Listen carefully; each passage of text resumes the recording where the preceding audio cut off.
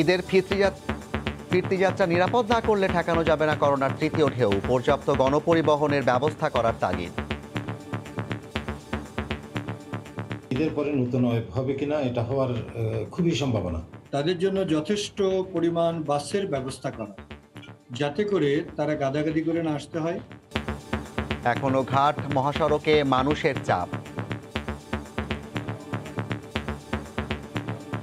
গাড়ি পাওয়া যাচ্ছে না, অনেক ঝামেলায় পড়া লাগতেছে। গাড়ি করার কারণে যেতে পারি নাই, গাড়ি পেলে যাবো নয়তো বাসায় ফিরে যাবো। অনেক ভাড়া বেশি নিতেছে, যেমন আমরা আসলাম কুমিল্লা থেকে আপনার 400 টাকা আসলাম সাইনবোর্ড। রাজধানীমুখী ঢল ব্যবস্থাপনায় আগামীকালই সিদ্ধান্ত। এভাবে যুক্তি ঝামেলা নিয়ে গেল তারা, ফেরাটা যাতে পরিস্মুথ হয় তাদের। আজকালের মধ্যে একটা মিটিং হবে, বিষয়গুলো কোন প্রক্রিয়াতে করা যায়। দেখছিলেন প্রধান শিরোনাম। দুপুরের সময়ের সঙ্গে আছি আমি জাফর সাদিক। এবার অন্যান্য শীর্ষ সংবাদ। ঈদের ছুটিতেও পদ্মা সেতুর মহা কর্মযজ্ঞ। দিনরাত শ্রম দিচ্ছেন প্রায় 5,000 কর্মী। নদী শাসনের পাশাপাশি বসছে রোড ও রেল স্ল্যাব। তিস্তায় নাব্য ফেরাতে চীনের মহাপরিকল্পনার আগে ব্যারেজ সংস্কার প্রকল্পের অনুমোদন অযৌক্তিক বলছেন আন্দোলনকারীরা। পরিকল্পনা অনুযায়ী কাজ এগোনোর দাবি কর্তৃপক্ষের। আমার জীবনের সাথে যুদ্ধ করে আমি 8 বছর লেভেল ওটা কাটিয়ে আইছি। কারোর কাছে কোনো হেল্প পাই নাই, আর্থিক দিক দিয়া অনেক কষ্ট। করোনায় কর্মহীন 2.5 লাখ রেমিটেন্স যোদ্ধা। সহায়তায় সুনির্দিষ্ট পরিকল্পনার ঘাটতি। কোনো তালিকাই নেই প্রবাসী কল্যাণের। এবং রাজশাহীতে গাছ থেকে গুটি জাতের আম নামানো শুরু। বিক্রির জন্য আনা হচ্ছে আড়তে। ভালো দাম পাওয়ায় খুশি বাগান মালিকরা।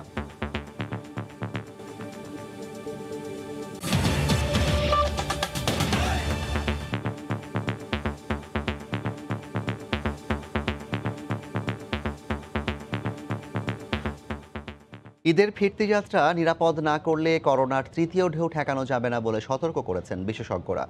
পর্যাপ্ত গণপরিবহনের ব্যবস্থা করার তাগিদ তাদের। সেই সঙ্গে মাস্ক পরা বাধ্যতামূলক করার পরামর্শ দিচ্ছেন তারা। রাজধানীমুখী ঢল ব্যবস্থাপনায় আগামীকালই সিদ্ধান্ত হবে বলে জানিয়েছে জনপ্রশাসন মন্ত্রণালয়। বিধিনিষেধ, লকডাউন, চেকপোস্ট সবকিছুই উপেক্ষা করে মানুষ ঠিকই ছুটেছে বাড়ির পানে। সেই সঙ্গে বয়ে নিয়ে গেছে সংক্রমণের ঝুঁকি। এবার ফেরার পালা।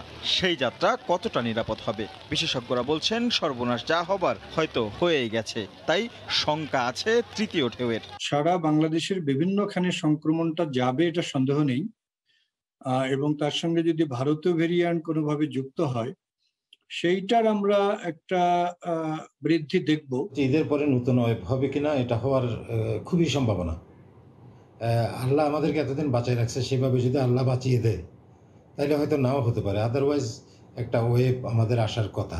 তারা বলছেন যারা গেছেন তারা তো ফিরবেনই, তাই ফেরার ক্ষেত্রে যেন এমনটা আবার না হয় সেই দিকে লক্ষ্য রাখতে হবে। তাহলে হয়তো কিছুটা হলেও লাগাম টানা যাবে সংক্রমণের। তাদের জন্য যথেষ্ট পরিমাণ বাসের ব্যবস্থা করা, যাতে করে তারা গাদাগাদি করে না আসতে হয়।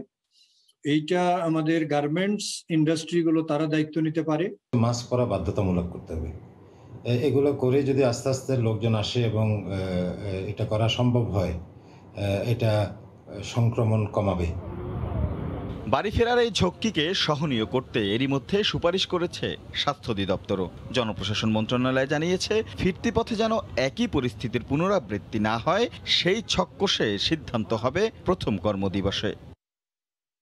আজকালের মধ্যে একটা মিটিং হবে, বিষয়গুলো কোন প্রক্রিয়াতে করা যায়। কালকে একটা প্রজ্ঞাপন হবে, প্লাস হচ্ছে বিষয়গুলো নিয়ে আলোচনা হবে। অবশ্যই আমরা চাই যে স্বাস্থ্যবিধি অনুযায়ী তাদের ফিরিয়ে নিয়ে আসা। এভাবে যুক্তি ঝামেলা নিয়ে গেল তারা, ফেরাটা যাতে পরিস্মুথ হয় তাদের। এদিকে আবারও এক দফা লকডাউনের কথা জানিয়েছে জনপ্রশাসন মন্ত্রণালয়। রাশেদ লিমন, সময় সংবাদ, ঢাকা। এদিকে ফিরতি পথেও মানুষের ঢল নামলে করোনা পরিস্থিতি নিয়ন্ত্রণের বাইরে চলে যেতে পারে বলে আশঙ্কা প্রকাশ করেছেন সড়ক পরিবহন ও সেতু মন্ত্রী ওবায়দুল কাদের। দুপুরে এক অনলাইন বার্তায় তিনি কথা বলেন। দেশের মানুষকে স্বাস্থ্যবিধি মেনে চলাফেরা করার আহ্বান জানান তিনি। ঈদের পরেও কর্মস্থলে ফিরে আসা যাত্রায় বাঁধ ভাঙ্গা জনস্রোতের আশঙ্কা করা হচ্ছে। এতে করোনা সংক্রমণ শেখ হাসিনা সরকারের সর্বাত্মক চেষ্টা আপাত দৃষ্টে কিছুটা নিয়ন্ত্রিত মনে হলেও গাদাগাদি অবস্থায় চলাচলের কারণে পরিস্থিতি নিয়ন্ত্রণের বাইরে চলে যেতে পারে। এমত অবস্থা জনসমাগম এড়িয়ে স্বাস্থ্যবিধি মেনে ঈদ পরবর্তী চলাচলের ব্যাপারে সর্বোচ্চ সতর্কতা পালনের আহ্বান জানাচ্ছি। অন্যদিকে ঈদের দ্বিতীয় দিনেও রাজধানী ছাড়ছেন অসংখ্য মানুষ। সড়কে চাপ কম থাকায় নির্বিঘ্নে বাড়ি যাওয়ার আশায় অনেকেই বেরিয়েছেন পথে। তবে বাহন না পেয়ে ঘন্টার পর ঘন্টা অপেক্ষার দুর্ভোগ তাদের পিছু ছাড়েনি। মুন্সিগঞ্জের শিমুলিয়া ঘাটে সকালের দিকে ছিল যাত্রীদের উপচে পড়া ভিড়। কামরুজ্জামান মামুনের রিপোর্ট। ঈদের আমেজ ফুরোয়নি এখনো, কিন্তু তাতে কি, যাত্রাপথের ভিড় এড়াতে যারা স্বজন ছাড়াই ঈদ করেছেন ঢাকায়, এখন তারা ছুটছেন বাড়ির পানে। তবে এ যাত্রাও স্বস্তির হলো না। গাবতলী আমিনবাজার ঘুরে দেখা যায় শত শত ঘরমুখ মানুষ পড়েছেন তীব্র পরিবহন সংকটে। কাভার্ড ভ্যান বা মাইক্রোবাসই ভরসা তাদের, নেওয়া হচ্ছে কয়েক গুণ বেশি টাকা। কালকে যেরকম ঈদ ছিল যাইতে পারি না, আজকে যেরকম যাইতেছি আজকে একটু ফাঁকা পাবো এই কারণে। ঈদের পরের দিন মূলত আমাদের ঈদের আগে যাওয়ার ইচ্ছা ছিল, কিন্তু আমরা গাড়ি ঘোড়ার কারণে যেতে পারি নাই।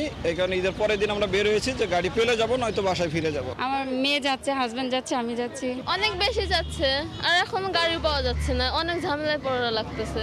দূরপাল্লা গাড়ি তো বন্ধ, এখন যেভাবে যাচ্ছে পাডাও, সিএনজি, হাইস, এদের মানে অনেক ভাড়া বেশি নিতে। আমি নাটোর যাব, আগে যে ভাড়া ছিল তার চেয়ে ভাড়া দ্বিগুণ। আবার সড়কে চাপ বাড়ার শঙ্কায় অনেকে আগেভাগে ফিরছেন কর্মস্থলে। বিকাল আমার অফিস করতে হবে, এই জন্য যাচ্ছি। কুষ্টিয়াতে আসছে, সোমবারে অফিস খোলা আছে, এজন্য আমি আগে ভাগে চলে আসছি। এত আগে এসেছেন কেন? অফিস খোলা আছে এজন্য, আর গাড়ির জাম টাম থাকে এই কারণ, ফেরি যদি না চলে এই কারণ। আমাদের অফিস আছে আবার কালকে থেকেই, এই জন্য আসতে হইলো। পদ্মা পাড়ি দিতে ভোর থেকেই শিমুলিয়া বাংলাবাজার নৌ রুটের শিমুলিয়া ঘাটে ভিড় করেন অনেকে। সামাজিক দূরত্ব বা স্বাস্থ্যবিধি মানার বালাই ছিল না তাদের। ঘাটে ফেরি ভেড়ার সঙ্গে সঙ্গে শুরু হয় আগে ওঠার প্রতিযোগিতা। আজকে যে এরকম ভিড় হবে তো জানি না, আজকে তো আসছি ঘাটে আসছি প্রাইভেট কার নিয়ে আসছি। না যে উপায় নেই, ফ্যামিলি তো বাড়িতে থাকে। সরকারি নির্দেশনা অনুযায়ী বন্ধ রয়েছে সব ধরনের যাত্রীবাহী আন্তঃজেলা পরিবহন। কামরুজ্জামান মামুন, সময় সংবাদ, ঢাকা। ঈদের ছুটিতেও পদ্মা সেতু এলাকায় চলছে কর্মযজ্ঞ। দিন রাত শ্রম দিচ্ছেন প্রায় ৫,০০০ কর্মী। পুরো দমে চলছে নদী শাসনের কাজ, সেই সঙ্গে এগিয়ে চলছে রোড ও রেলওয়ে স্ল্যাব বসানোর কাজও। টার্গেট আগামী বছর জুনের আগেই চলাচল উপযোগী করা স্বপ্নের সেতুর। আবু সাইদের ক্যামেরায় বিস্তারিত নাসিরউদ্দিন উজ্জ্বলের রিপোর্টে। স্বপ্নের পদ্মা সেতুর মহাকর্মযজ্ঞ, দৃশ্যমান সবকিছুই। সড়ক ও রেল চলাচল উপযোগী করতে শ্রমিক, কর্মকর্তা, প্রকৌশলী ঈদের ছুটিতেও ২৪ ঘন্টা কাজ করছেন। বসানো হচ্ছে সেতুর দুই পাশে প্যারাপেট ওয়াল, রেলিং। সেতুর উপরে নিচে সমান তালে বসছে স্ল্যাব। নদী শাসনের ব্লকের ফাঁকে গুড়ি পাথর দিয়ে পোক্ত করে বসাতে দুর্মুজের কাজও চলছে। জ্যৈষ্ঠের প্রখর রোদেও শ্রমিকদের কাজে ভীষণ মনোযোগ। কষ্টের মধ্যেও লক্ষ্য অর্জনে ঘাম ঝরাচ্ছেন। ছুটির টাইমে, করোনার টাইমে আমরা কাজ করতেছি এবং আমরা চাই এটা অতি তাড়াতাড়ি পদ্মা সেতু হয়ে যাক। ঈদের যে উৎসবটা, সেই উৎসবটাকে বিসর্জন দিয়ে আমাদের স্বপ্নকে বাস্তবায়ন করার জন্য সবাই পদ্মা সেতুর কাজ চালিয়ে গেছি। শ্রমিকরা ছুটি না কাটিয়ে স্বাস্থ্যবিধি মেনে পদ্মা সেতুর কাজ দ্রুত গতিতে এগিয়ে নিয়ে যাচ্ছে। পদ্মা সেতুর রেলওয়ে স্ল্যাব স্থাপনের অগ্রগতি 89 এবং রোডওয়ে স্ল্যাবের অগ্রগতি 84%। প্যারাপেট ওয়াল বসেছে 1027টি। ইউরোপ থেকে আনা 192টি নতুন স্ট্রেঞ্জারের 56টি বসে গেছে। রোডওয়ে স্ল্যাব, প্যারাপেট ওয়াল, গাইড বাঁধ সমস্ত কিছুর কাজ চলমান আছে এবং তা নির্দিষ্ট সময়ে সম্পূর্ণ হবে, এই লক্ষ্য নিয়ে আমরা এগিয়ে যাচ্ছি। সেতুটা বাস্তবায়িত হলে আমাদের জিডিপি বৃদ্ধি পাবে, সারা দেশের উন্নয়ন বৃদ্ধি পাবে, অর্থনীতি চাঙ্গা হবে। মূল সেতুর অগ্রগতি প্রায় 93.5, নদী শাসনের অগ্রগতি 83 এবং সার্বিক অগ্রগতি 85.5% বেশি। পদ্মা সেতুর রোডওয়ে এবং রেলওয়ে স্ল্যাব, প্যারাপেট ওয়াল সহ এই নদী শাসন এলাকায় কম করে হলেও 5,000 শ্রমিক ঈদের ছুটিতেও কাজ করছেন। শরীয়তপুরের জাজিরা থেকে নাসিরউদ্দিন উজ্জ্বল, সময় সংবাদ। তিস্তা ব্যারেজ সেচ প্রকল্পের সংস্কার ও সম্প্রসারণে 1450 কোটি টাকার পুনর্বাসন প্রকল্পের অনুমোদন দিয়েছে জাতীয় অর্থনৈতিক পরিষদের নির্বাহী কমিটি একনেক। এদিকে তিস্তা নিয়ে চীনের সমন্বিত মহাপরিকল্পনা অর্থনৈতিক সম্পর্ক বিভাগ ERD-তে চূড়ান্ত অনুমোদনের অপেক্ষায় রয়েছে।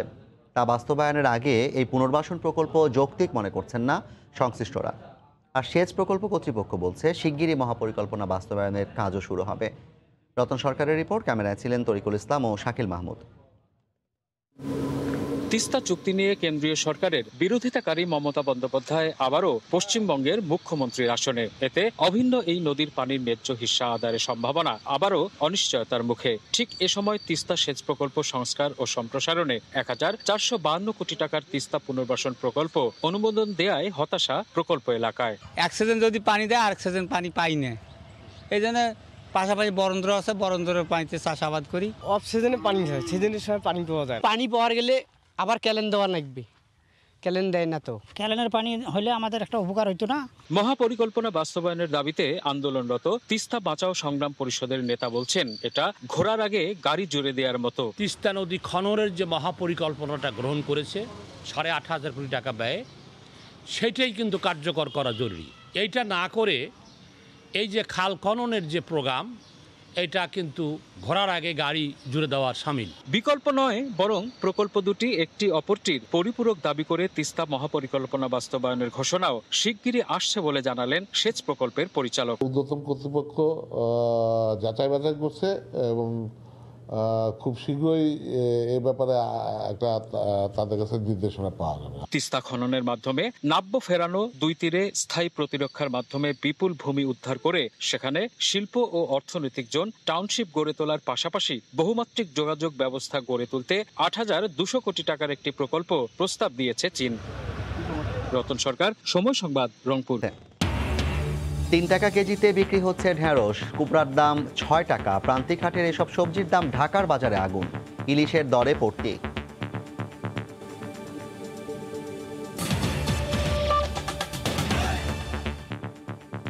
চট্টগ্রামের হাটহাজারীতে হেফাজতের সহিংসতায় উস্কানির অভিযোগে জামায়াতের সাবেক আমির শাহজাহান চৌধুরীকে গ্রেফতার করা হয়েছে। দুপুরে কড়া নিরাপত্তা ব্যবস্থায় তাকে চিফ জুডিশিয়াল ম্যাজিস্ট্রেট আদালতে আনা হয়। পুলিশ জানায়, রাতে সাতকানিয়া থেকে শাহজাহান চৌধুরীকে গ্রেফতার করা হয়। পরে তাকে নেওয়া হয় হাটহাজারী থানায়। আদালতের কাছে তার 7 দিনের রিমান্ড চেয়েছে পুলিশ। দুপুর 3টায় এর শুনানি হবে। গত 26 এবং 27 মার্চের সহিংসতার ঘটনায় দায়েরকৃত অন্তত 6টি মামলায় তাকে গ্রেফতার দেখানো হয়। জামায়াতের সাবেক এই সংসদ সদস্যের বিরুদ্ধে আগেই 10টির বেশি মামলা রয়েছে।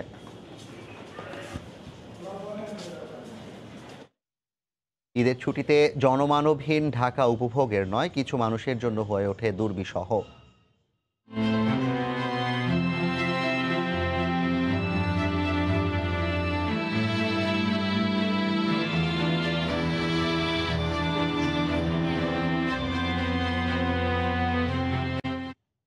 টানা লকডাউন আর ঈদে ফাঁকা রাজধানীতে কাজ হারানো সেসব মানুষের খবর থাকছে সংবাদের শেষাংশে। হাসপাতালে ঈদ উদযাপন চিকিৎসকদের জন্য নতুন নয়। প্রতি বছরই রোগীদের সঙ্গে ঈদের আনন্দ ভাগাভাগি করতে হয় তাদের।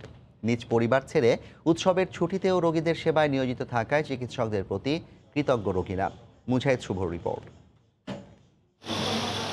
পা ভেঙে জাতীয় অর্থোপেডিক হাসপাতালে ভর্তি হওয়া কামরুল ইসলামের ছুটি হয়নি। কামরুলের মতো শত শত রোগীর নিরবিচ্ছিন্ন সেবা নিশ্চিত করতে ছুটি মেলেনি চিকিৎসক সহ স্বাস্থ্যকর্মীদেরও। ছুটির মধ্যেও পরিবার প্রিয়জন ছেড়ে চিকিৎসকরা নিয়মিত ওয়ার্ডে আসায় আপ্লুত রোগীরা।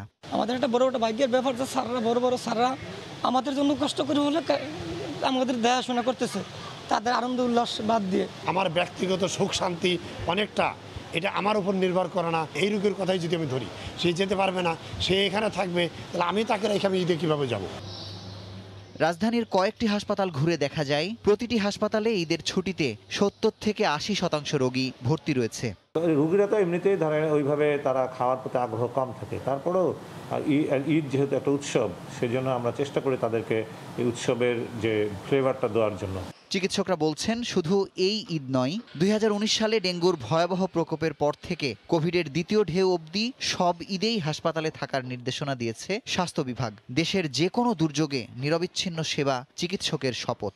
পেশেন্টকে নিয়ে বেশি আমরা আতঙ্কিত ছিলাম, তাদের সেবাটা বেশি আমাদের ইম্পর্টেন্স। অনেক পেশেন্ট মারা গিয়েছে যারা হাসপাতালে ভর্তি, তাদের জন্য কষ্টটা পেয়ে তখন ওই কষ্টটা কিন্তু অনেকটাই ভুলে যাওয়া হয়।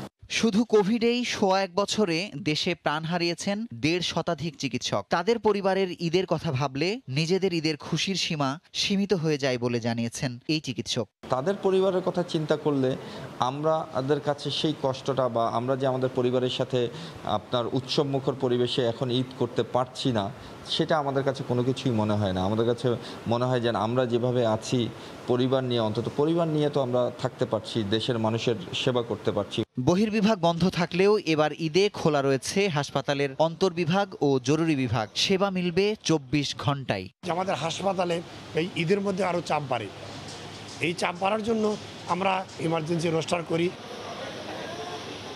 হাসপাতালের পরিচ্ছন্নতা কর্মী থেকে চিকিৎসক, রোগীদের সর্বোচ্চ সেবা নিশ্চিতে ছুটি পাননি কেউই। তবে তারা বলছেন, রোগীদের মুখে ফুটে ওঠা হাসির মাঝেই তারা খুঁজে পান ঈদের সীমাহীন আনন্দ। মুজাহিদ শুভ, সময় সংবাদ, ঢাকা। করোনা মহামারীতে বিশ্ব শ্রমবাজার থমকে যাওয়ায় চাকরি হারানোর পাশাপাশি নানা সংকটে পড়ে দেশে ফিরতে বাধ্য হন প্রায় ৫ লাখ প্রবাসী। এদের অর্ধেকই কর্মহীন হয়ে মানবেতর জীবন কাটাচ্ছেন। পুনর্বাসন আটকে আছে পরিকল্পনাতেই। বিশেষজ্ঞরা বলছেন, রেমিটেন্স যোদ্ধাদের দুঃসময়ে সরকারি বেসরকারি সমন্বিত উদ্যোগ দরকার। এদিকে সঠিক তালিকা না থাকায় পরিকল্পনা বাস্তবায়ন না করার অজুহাত দেন প্রবাসী কল্যাণ সচিব। প্রসূন আশিসের প্রতিবেদন, ক্যামেরায় ছিলেন মিজানুর রহমান। আমার জীবনের সাথে যুদ্ধ করে আমি ৮ বছর লেভেল ওটা কাটিয়ে আইছি। আমার এখানে খানা দানা কষ্ট, আমার আব্বা দিন আনে দিন খায়, তবে আমার চিকিৎসা হইতেছে না। চাকরি হারিয়ে সম্প্রতি সৌদি আরব থেকে শূন্য হাতেই দেশে ফিরতে বাধ্য হন নারায়ণগঞ্জের রেখা। দেশে ফিরে উপার্জনের পথ না পাওয়ায় মানবেতর জীবনযাপন করতে হচ্ছে। রেখার মতো প্রায় একই চিত্র উঠে আসে করোনা সংকটে দেশে ফেরা আরো অনেক প্রবাসী কর্মীর কাছ থেকে। যারে যেমনি পারছে এমনি পাঠাই দিছে, একদম শূন্য হাতে আইছি। আমি কোনো কারোর কাছে কোনো হেল্প পাই নাই। আমরা যে প্রবাসী দিয়ে আইছি আঙ্গ কিছু দেয় নেই, আর্থিক দিক দিয়া অনেক কষ্ট। হযরত শাহজালাল বিমানবন্দরের প্রবাসী কল্যাণ ডেস্কের তথ্য মতে গত বছরের এপ্রিল থেকে 1 বছরে চাকরি হারানো সহ নানা কারণে দেশে ফিরেছেন প্রায় ৫ লাখ প্রবাসী কর্মী। বেসরকারি সংস্থা ব্র্যাকের এক গবেষণা বলছে, দেশে ফেরা এসব কর্মীদের প্রায় অর্ধেকেই কাজ পাননি। ৫৩ ভাগেই দিনমজুরি সহ ছোট কোনো কাজে যুক্ত হয়ে জীবিকা উপার্জনের চেষ্টা করছেন। বিশেষজ্ঞরা বলছেন, রেমিটেন্স যোদ্ধাদের পুনর্বাসনে সমন্বিত উদ্যোগ নেওয়া দরকার। 5% আসার পরে কোনো ধরনের ইনকাম জেনারেশনে সম্পৃক্ত হতে পারে নাই। আজকে এখানে একটা কাজ আছে, কালকে সেখানে একটা কাজ আছে, এই ধরনের কিছু কাজ করে তারা শুধুমাত্র বেঁচে আছে। প্রণোদনা ঘোষণা ব্যতীত অভিবাসী কর্মীদের জন্য আর কোনো উদ্যোগ সরকারিভাবে নেওয়া হয় নাই। তাদের আবার একটা বড় অংশ আমরা দেখেছি, তারা নতুন করে ধার দেনায় জর্জরিত হয়ে গেছে। যারা দেশের মধ্যে থেকে যাবে, কোনো কিছু করতে পারছে না, আমি মনে করি তাদের সহায়তার জন্য আমাদের সরকারি বেসরকারি সংস্থা সবাই মিলে আমরা সমন্বিত উদ্যোগ নিতে পারি। এদিকে দেশে ফেরা কর্মীদের পুনর্বাসনে পরিকল্পনা নেওয়া হলেও সঠিক তথ্য না থাকায় তাদের সহায়তায় এখনো সুনির্দিষ্ট উদ্যোগ নেই বলে জানান প্রবাসী কল্যাণ সচিব। মানবেতর জীবনযাপন করছে তাদের সংখ্যা হয়তো খুব বেশি না, কিন্তু তারপরও আমরা স্বীকার করছি আমরা তাদের পাশে আছি। সবচেয়ে বড় যে চ্যালেঞ্জ সেটা হচ্ছে সঠিক ডেটাবেস না থাকা। যারা দুস্থ অসহায় তাদেরকে দেওয়ার একটা পরিকল্পনা আমাদের আছে। আর্থিক হতে পারে, সেটি ঋণ সুবিধা হতে পারে। শিগগিরই ফিরে আসা কর্মীদের ডাটাবেস তৈরির মাধ্যমে অসচ্ছলদের সহায়তা করার কথা জানান তিনি। প্রসূন আশিস, সময় সংবাদ, ঢাকা। বগুড়ার হাটবাজারে পানির দরে বিক্রি হচ্ছে বেশিরভাগ সবজি। এতে লোকসানের মুখে পড়েছেন প্রান্তিক চাষিরা। ব্যবসায়ীরা বলছেন, ঈদের ছুটি শেষে আবার জমে উঠবে হাট। মাজিদুর রহমানের পাঠানো তথ্য ও রবিউল ইসলামের ছবি নিয়ে রিপোর্ট। বগুড়ার মহাস্থান সবজির হাট। ঈদের দ্বিতীয় দিনে শনিবার ভোর থেকে সবজি নিয়ে আসেন কৃষকেরা। বিভিন্ন ধরনের সবজি বিক্রি হয় পানির দরে। সবচেয়ে কম দরে ঢ্যাঁড়স বিক্রি হয় মাত্র 3 টাকা কেজি, ঝিঙ্গে 5 টাকা, কুমড়া প্রতি পিস 6 থেকে 8 টাকা এবং বেগুন ও পটল বিক্রি হয় 15 থেকে 18 টাকা কেজি দরে। বেশিরভাগ সবজির দর পড়ে যাওয়ায় লোকসানের মুখে প্রান্তিক চাষিরা। ঝিঙ্গে আনছিলাম, দামই করে না, 5 টাকা 6 টাকা করে করছে। একদম দাম কম। আগে ছিল হচ্ছে যে আপনি 1400-1500 টাকা মন, তার আগে ছিল আরো বেশি, এখন বর্তমানে সে একেবারে দাম কম। ঈদের আগে বেচছি 20 টাকা 25 টাকা, এখন 15 টাকা 12 টাকা করছে। আমাকে লস হয়ে যাচ্ছে সবই, কামলাও তো লস। একটা কামলার দামই 600-700 টাকা দাম। তবে অসময়ে হাটে উঠে বেশ কদর পেয়েছে গ্রীষ্মকালীন ফুলকপি। প্রতি কেজি ফুলকপি বিক্রি হয় 30 থেকে 40 টাকা পর্যন্ত। ঝিঙ্গে কিনলাম, বরবটি কিনলাম, মূলা কিনলাম, জিনিস প্রতি 5 টাকা 60 টাকা কেজি কমে গেছে। আর বেড়ে যাবে 2-1 দিনের ভেতর পাইকার সবগুলো নামলে বেড়ে যাবে। স্থানীয় ব্যবসায়ীরা জানান ঈদের ছুটি শেষে জমে উঠবে সবজি বাজার। একই সঙ্গে বাইরে পাইকার আসলে কৃষকেরা ন্যায্য মূল্য পাবেন বলে জানান তারা। মাজিদুর রহমান, সময় সংবাদ, বগুড়া। প্রান্তিক হাটের সস্তা সবজি রাজধানীর কাঁচা বাজারে বিক্রি হচ্ছে আগুন দামে। ঈদের পরদিন বাজার ক্রেতা শূন্য হলেও বিক্রেতারা বলছেন প্রায় সব মাছের দামই বাড়তি, তবে কিছুটা পড়তির দিকে ইলিশের দর। ঈদের ছুটি শেষ হয়নি, তাই শনিবারও ফাঁকা রাজধানীর কাঁচা বাজার। যে কয়টি দোকান খোলা সেখানেও নেই অন্য দিনের মতো ব্যস্ততা। অল্প সংখ্যক ক্রেতা উপস্থিতিতেই বাড়তি দামে চলছে বেচাকেনা। একদিনের ব্যবধানে কেজিতে 10 থেকে 20 টাকা পর্যন্ত বেড়েছে সবজির দাম। তবে রোজার পরে দাম পড়েছে বেগুনের। কালকে থেকে আমার অফিস খোলা, তখন তার আমার বাজার করার সুযোগ থাকবে না। কয়েকদিনের তুলনায় আজকে দাম বেশি। গাজর 1 কেজি 40 টাকা বাড়ছে। কাঁচা মরিচ ছিল আপনার 80 টাকা, 120 টাকা। চান্দাইতে আমরা ধন্যবাদে কিনে আনছি 80 টাকা, আজকে কারণ কিনে আনছি 150 টাকা কেজি। ক্রেতা সংখ্যাও কম, বাজার সাপ্লাইও কম। প্রত্যেকটা 10 টাকা 20 টাকা বেশি এক কেজিতে। মাছ বাজারেও নেই নিত্যদিনের হাঁকডাক, তবুও সরবরাহ কমের যুক্তিতে কেজিতে 20 থেকে 50 টাকা বাড়িয়ে মাছ বিক্রি করছেন বিক্রেতারা। তবে কমেছে ইলিশের দাম। 900 গ্রামের মাছ চান্দাইতে বেচছি 1000 টাকা, 1100 টাকা পিস। অহনের মাছটা বেচতে আছি 700 টাকা। বাজারে তো লোক নাই, এই জন্য উনি একটু কমে ব্যস্ত আছে। আইন মাছ আছে 500 টাকা, বাইন মাছ আছে 700 টাকা কেজিতে, 20 টাকা 30 টাকা বাড়তি। সরবরাহ যেহেতু কম, ওই হিসেবে প্রাইসটা একটু বেশি আছে। রাজধানীর এই বাজারে ঈদের পরদিন কমতির দিকে দেশি, সোনালী, ব্রয়লার মুরগির দাম। তেমন একটা ক্রেতা নেই গরু ও খাসির মাংসের দোকানে। কামরুল হাসান সবুজ, সময় সংবাদ, ঢাকা। রাজশাহীতে প্রশাসনের সিদ্ধান্ত অনুযায়ী গাছ থেকে মৌসুমের প্রথম আম নামানো শুরু হয়েছে। বাগান মালিক ও আড়তদারদের ব্যস্ততা বেড়েছে কেনাবেচায়।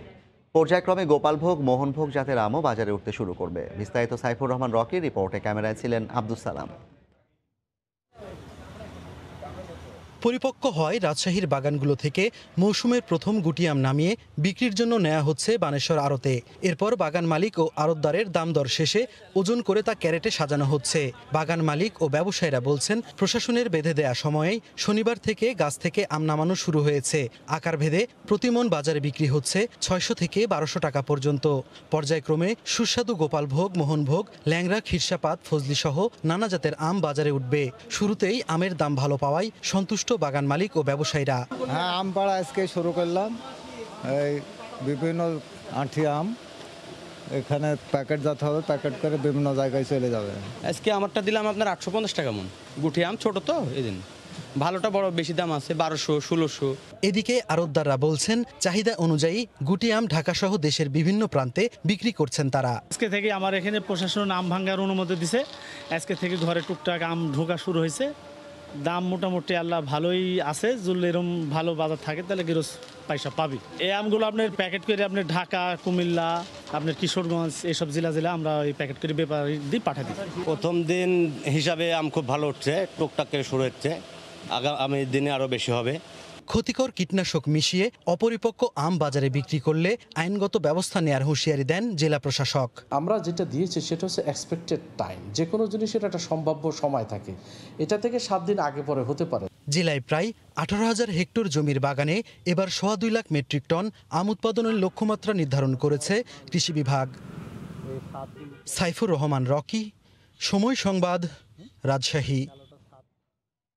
এই মুহূর্তে রাজশাহীর বানেশ্বরে আছেন সহকর্মী সাইফুর রহমান রকি। আম বেচা বিক্রির সব শেষ জানতে সরাসরি চলে যাচ্ছি তার কাছে। রকি,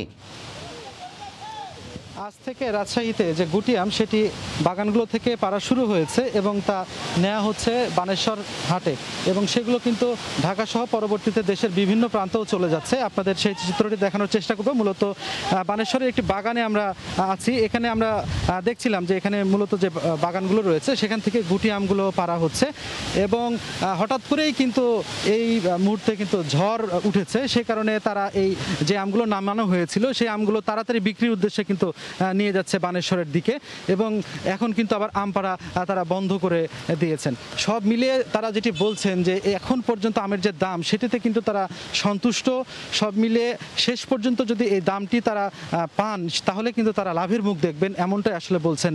আর আপনি জানেন জাফর যে এবছর কিন্তু খরার কারণে আমের যে উৎপাদন সেটি কিন্তু প্রথম দিকেই বেশ কিছুটা ভাটা পড়েছে, এবং খরার কারণে অনেক আম কিন্তু বাগান থেকে ঝরে গেছে। সে কারণে আমের যে উৎপাদন সেটি কিন্তু এবার এমনিতেই কম হওয়ার আশঙ্কা করছেন ফল গবেষকরা। আপনাকে জানিয়ে রাখি, আজ থেকে গুটি আম পাড়া শুরু হলো। এরপরে 20 মে থেকে গোপালভোগ, 25 মে থেকে লক্ষণভোগ, 28 মে হিমসাগর ও ক্ষীরসাপাত, 6 জুন ল্যাংড়া, 15 জুন ফজলি ও আমরুপালি এবং 10 জুলাই আশিনা ও বাড়ি জাতের যে আমটি রয়েছে সেই আমটি মূলত বাজারে বিক্রির উদ্দেশ্যে উঠবে, এবং রাজশাহী জেলা প্রশাসন এই সময়সীমা বেঁধে দিয়েছিল এবং তাদের পক্ষ থেকে আসলে বাজার মনিটরিং করা হবে এমনটা আসলে বলছেন। এবং কেউ যাতে অপরিপক্ক যে আম সেটি পেরে বাজারে বিক্রি করতে না পারে তাদের পক্ষ থেকে নিয়মিত অভিযান এবং ভ্রাম্যমাণ আদালতও কিন্তু পরিচালনা করা হবে, এমনটাই আসলে আমাদেরকে জানিয়েছেন। ফল গবেষকদের পক্ষ থেকে বলা হচ্ছে এবার যেহেতু আমের উৎপাদন কিছুটা কম হবে সেক্ষেত্রে এবার বাগান মালিক ও ব্যবসায়ী যারা আছেন তারা কিন্তু বেশ লাভের মুখই দেখবেন। আড়তদাররাও কিন্তু এরই মধ্যে তাদের যে কর্মযজ্ঞ সেটি কিন্তু শুরু করে দিয়েছেন। আপনারা জানেন যে এই আমকে ঘিরে প্রায় 4 মাস একেবারে নানান কর্মযজ্ঞের মধ্য দিয়ে কিন্তু এই অঞ্চলের 50,000-এর বেশি মানুষ তারা কিন্তু জড়িত থাকে, এবং এভাবেই কিন্তু তাদের জীবন সংসারের যে চাকা সেটি কিন্তু ঘোরে। আপনারা দেখছিলেন যে এই গাছ থেকে বেশ আম পাড়া হয়েছিল এবং এই গাছ থেকে প্রায় 20 মনের মতো আম কিন্তু তারা পাচ্ছেন, এমনটাই আসলে জানিয়েছেন। সব মিলিয়ে আসলে আপনাদেরকে যেটি বলছিলাম, এখন পর্যন্ত রাজশাহীর বাজারে আজকে যেহেতু আম উঠেছে বানেশ্বর হাটে, আমরা আড়তে দেখেছি আজকে 600 থেকে প্রায় 1200 টাকা পর্যন্ত এই গুটি আম বিক্রি হয়েছে, এবং এটিই ছিল এখন পর্যন্ত আমার কাছে আমের সর্বশেষ খবর। জাফর। রাজশাহীর বানেশ্বর থেকে আম বেচা বিক্রির সবশেষ খবর জানাতে যুক্ত হয়েছিলেন সহকর্মী সাইফুর। নওগাঁর হাটে নতুন ধানের সরবরাহ বেড়েছে, এতে ব্যবসায়ীরা খুশি হলেও মন প্রতি 100 টাকা পর্যন্ত দর কমে যাওয়ায় হতাশ চাষিরা। ঈদের কারণে ব্যাপারী কম থাকায় দর পড়েছে বলছেন ব্যবসায়ীরা। তবে কৃষকদের অভিযোগ, ব্যবসায়ীরা বাজার নিয়ন্ত্রণ করায় ন্যায্য দর থেকে বঞ্চিত হচ্ছেন তারা। বিস্তারিত এমআর রকির রিপোর্টে। ভোর থেকেই ধান কেনাবেচায় সরগরম হয়ে ওঠে নওগাঁর মহাদেবপুরের হাট। ঈদের পরদিন হাটে দর পড়ে যাওয়ায় বিক্রি করতে আসা কৃষকরা পড়েন বিপাকে। মনপ্রতি 80 থেকে 100 টাকা কম দামে ধান কিনছেন ব্যবসায়ীরা। মাঠ থেকে কেটে তোলা ধান, ধার দেনা শোধ আর নানা প্রয়োজনে বিক্রির জন্য প্রান্তিক চাষিরা হাটে তোলেন। প্রতিদিন 4 থেকে 5,000 মন ধান কেনাবেচা হলেও কৃষকদের অভিযোগ, প্রশাসনের নেই কোনো নজরদারি। আর এই সুযোগে ব্যবসায়ীদের খেয়াল খুশিতে চলে ধান কেনাবেচা। ঈদের আগে যে বাজার ছিল 950, সে ঈদের পর দ্বিতীয় দিন মনে করো 850। বাজার আসতে দিন যাচ্ছে আর কমে যাচ্ছে। একটা বিক্রি করলাম 850 আর একটা বিক্রি করলাম 820 টাকা। বর্তমান বাজারটা খুবই খারাপ, সঠিক দাম আমরা পাইতেছি না। বাজারে আসে উল্টাপাল্টা বাজার আরো ধরা যা বলছে সেটা আমাদের ম্যানেজ হচ্ছে, কিন্তু সঠিক দামটা আমরা না পাওয়াতে গৃহস্থরা আমরা ক্ষতির মধ্যে। ঈদের 1 সপ্তাহ আগে হাটে মনপ্রতি 80 থেকে 100 টাকা বেশি দরে ধান বিক্রি হয়। ব্যাপারীরা না থাকা সহ নানা অজুহাতে কম দরে ধান কেনার কথা বলছেন ব্যবসায়ীরা। আমদানি কম, ঈদের আগের পরের হাট তো এই জন্য আমদানি কম। আমদানি বেশি হলে হয়তো বা দাম একটু কমতে পারে। আরো ঈদের পর মার্কেটে ধান আমদানিও কম, অথচ দামও কম। ঈদের আগে দাম এগুলো ছিল 1200 টাকা, সেই ধান আজকে আমরা বেচতেছি 1040, 30, 1020। চলতি মৌসুমে জেলায় 1,88,000 হেক্টর জমিতে ধানের আবাদ হয়েছে। এমআর রকি, সময় সংবাদ, নওগাঁ। ঐতিহ্য রক্ষায় ঠাকুরগাঁওয়ে ডিজিটাল ঢেঁকির মাধ্যমে চাল তৈরি করছেন ওমর ফারুক নামে এক উদ্যোক্তা। ঢেঁকিতে ভাঙানো চালের চাহিদা থাকায় দিন দিন বাড়ছে সরবরাহ। তবে চাহিদার তুলনায় পর্যাপ্ত চাল সরবরাহ করতে না পারায় এই প্রযুক্তির আরও প্রসার ঘটাতে চান তিনি। ঠাকুরগাঁও থেকে জিয়াউর রহমান বকুলের তথ্য ছবি নিয়ে রিপোর্ট। এক সময় গ্রামের প্রতিটি বাড়িতে বাড়িতে পায়ে চালিত ঢেঁকিতেই ধান ভাঙার কাজ চলত।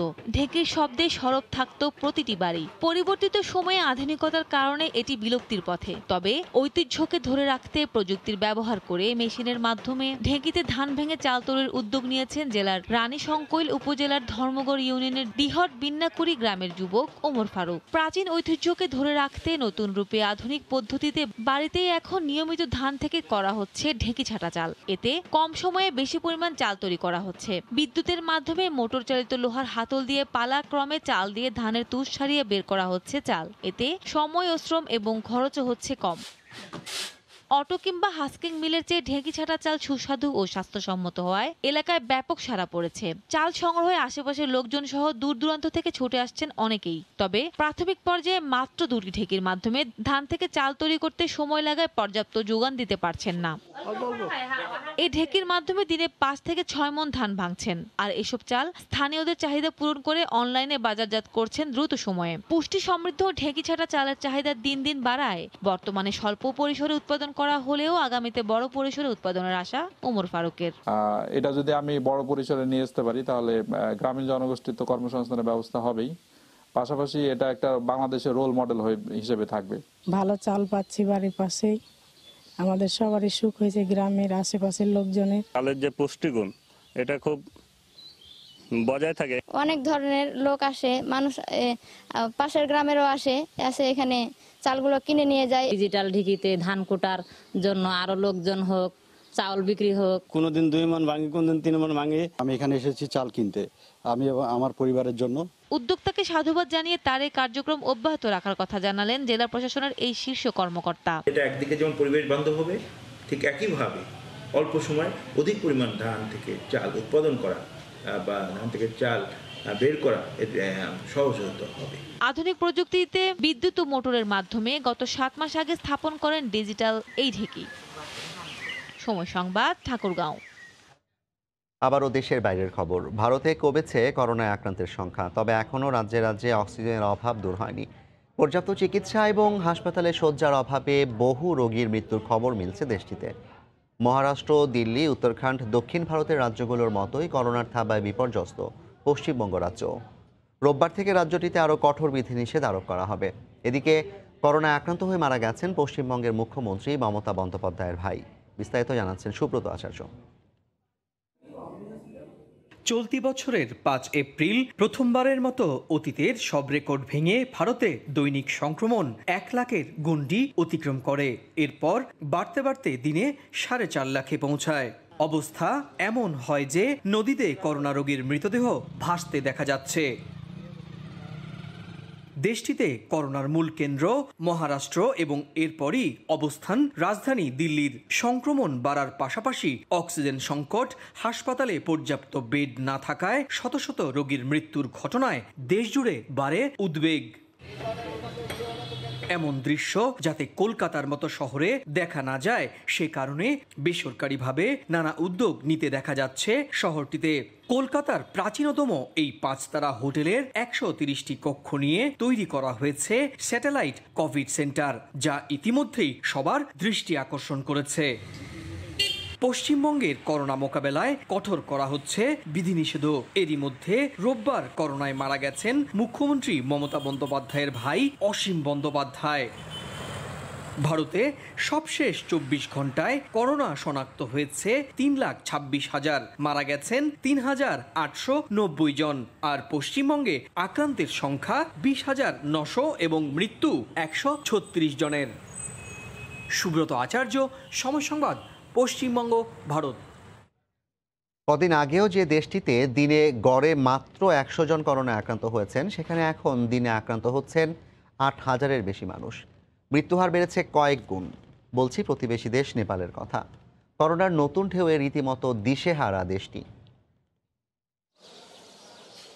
হাসপাতালে বেডের তীব্র সংকটে বাধ্য হয়ে বারান্দায় বসেই অক্সিজেন নিচ্ছেন করোনা রোগীরা। এমন চিত্র হরহামেশাই মিলছে নেপালের রাজধানী কাঠমান্ডুতে। করোনার নতুন ঢেউয়ে ধস নেমেছে দেশটির স্বাস্থ্য খাতে। অক্সিজেন সংকট তো আছেই, আইসিইউ বেডের পাশাপাশি সাধারণ বেডও মিলছে না কোথাও। অন্যান্য চিকিৎসা সরঞ্জামেরও তীব্র সংকট দেখা দিয়েছে। আমরা নিজেদের স্বাস্থ্য নিরাপত্তার জন্যই প্রয়োজনীয় সামগ্রী পাচ্ছি না। অন্যদিকে অক্সিজেন সংকট ভয়াবহ রূপ নিয়েছে। দেশটির এই অবস্থার জন্য ভারতীয় ভ্যারিয়েন্টকেই দায়ী করছেন অনেকে। নতুন এই ধরন মোকাবেলায় দেশ জুড়ে চলছে কঠোর লকডাউন। এতে বিপাকে পড়েছেন খেটে খাওয়া মানুষ। নেপালে এখন পর্যন্ত করোনায় আক্রান্ত হয়েছেন 4,40,000 মানুষ, মারা গেছেন 4,600-এর বেশি। রাহানুল রানা, সময় সংবাদ। যুক্তরাজ্যে আগামী সোমবার থেকে চলমান লকডাউন আরও শিথিল হতে যাচ্ছে। তবে দেশটিতে করোনার ভারতীয় ভ্যারিয়েন্টের সংক্রমণ নতুন শঙ্কা সৃষ্টি করেছে। এই অবস্থায় দ্রুত স্বাভাবিক পরিস্থিতিতে ফিরে আসা নিয়ে সংশয় প্রকাশ করেছেন খোদ ব্রিটিশ প্রধানমন্ত্রী বরিস জনসন। লন্ডন থেকে বিস্তারিত শোয়েব কবিরের রিপোর্টে। ব্রিটেনে করোনা পরিস্থিতি কিছুটা নিয়ন্ত্রণে এলেও সম্প্রতি উদ্বেগের কারণ হয়ে দাঁড়িয়েছে দক্ষিণ আফ্রিকা এবং ব্রাজিলের ভেরিয়েন্টগুলো। আর সেই সংখ্যাকে আরও কয়েক গুণ বাড়িয়ে দিয়েছে ভারতীয় ভেরিয়েন্ট। শুক্রবার লকডাউন শিথিলের বার্তা নিয়ে সংবাদ সম্মেলনে এসে কঠোর সতর্ক বার্তা দেন ব্রিটিশ প্রধানমন্ত্রী বরিস জনসন। লকডাউন শিথিল করলেও চতুর্থ ধাপ কিছুটা দেরি হতে পারে বলে জানান তিনি। ভারতীয় ভেরিয়েন্টের সংক্রমণ ছড়িয়ে পড়ায় এই মুহূর্তে লকডাউন শিথিল করলে করোনা পরিস্থিতি ভয়াবহ আকার ধারণ করতে পারে বলে মনে করছেন এই জনপ্রতিনিধি। সম্প্রতি যে ইন্ডিয়ান ভ্যারিয়েন্ট এখানে দেখা দিয়েছে এবং সংক্রমণের আশঙ্কা তৈরি হয়েছে, তাতে করে আসলে যে শিথিল করার পরিকল্পনা সেটি অনেকখানি অনিশ্চয়তার মুখে পড়েছে। নতুন ধরনের এই ভাইরাসে আক্রান্ত হয়ে ইতিমধ্যে ব্রিটেনে অন্তত 4 জন মারা গেছেন বলে নিশ্চিত করেছেন ব্রিটেনের স্বাস্থ্য বিভাগ। শোয়েব কবির, সময় সংবাদ, লন্ডন। ছুটিতে জনমানবহীন ঢাকা উপভোগের নয়, কিছু মানুষের জন্য হয়ে ওঠে দুর্বিষহ। টানা লকডাউন আর ব্যস্ততাহীন রাজধানীতে কাজ হারানো মানুষের চোখে কেবলই হতাশা। দুবেলা দুমুঠো অন্ন জোটানোর চিন্তায় কাতর তারা। তোহা খান তামিমের রিপোর্ট, ছবি আমিনুর রহমানের।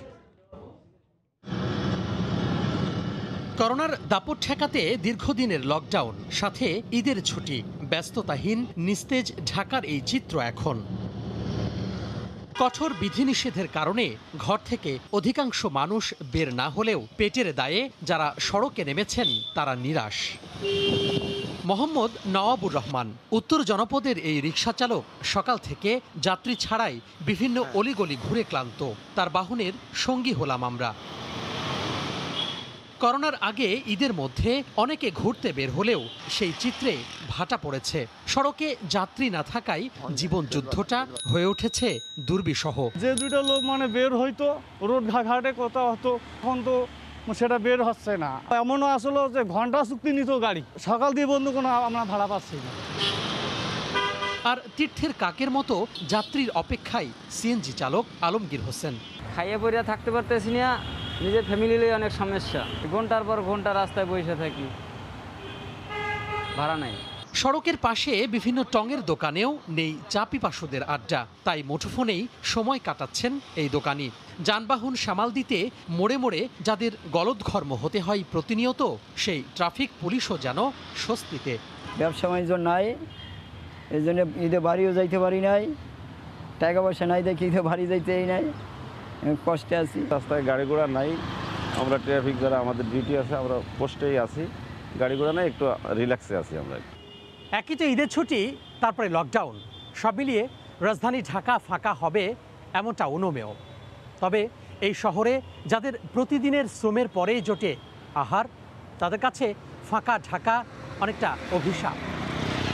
তাই ঈদ উৎসবে নগরবাসী তাদের যেন ভুলে না যায়, এমনটাই প্রত্যাশা।